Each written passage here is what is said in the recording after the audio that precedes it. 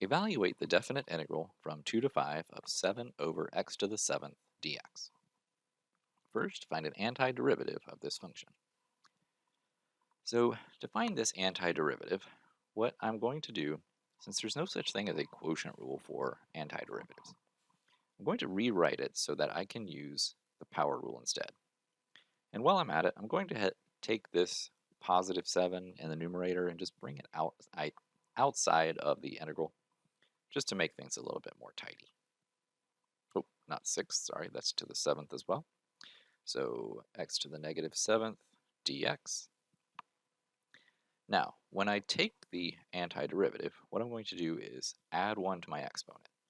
So negative 7 plus 1 is negative 6, and to divide that by negative 6 and tack on a plus c. So that we have negative 7/6 times 1 over x to the 6th power plus c. So making it nice and clean, this would be negative 7 over 6x to the 6th plus c.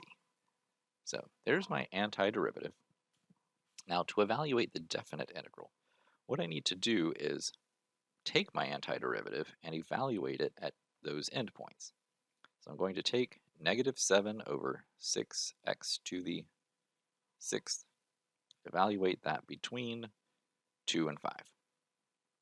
And it might be nice just to bring the constant out, and that way I'm only doing 1 over 5 to the 6th minus 1 over 2 to the 6th. So 5 to the 6th, I'm going to use a calculator to come up with 15,625. So 15,625. Then 2 to the 6th, let's see, that is 64. Probably should have known that. Now, at this point, combining these fractions doesn't look like it's going to be a lot of fun.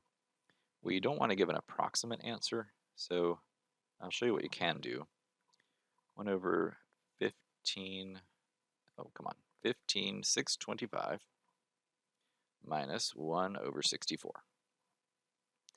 We get a decimal value. We don't want a decimal answer, but what we can do is change that into a fraction by doing second, well not second, just math, sorry.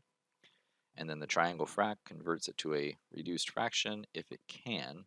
It doesn't always have the ability to do that. So in this case, that's not actually going to work. So to get an exact answer, I've got to just do the work here. So let's see. Common denominator between these two things,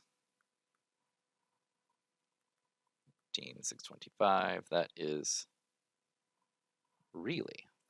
just fascinating.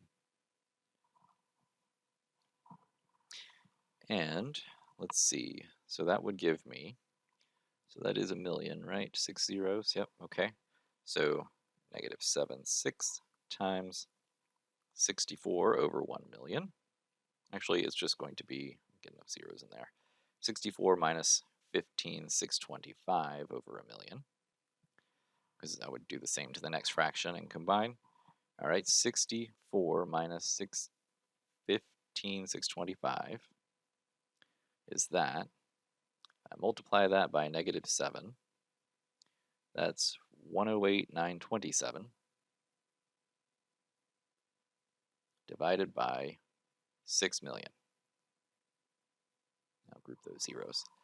And there we have it. So there's a perfectly fine answer. I know it looks a little bit strange, but when it comes to randomly generating answers on the calculator and the computer and things, sometimes this is what happens. Here's an approximation answer.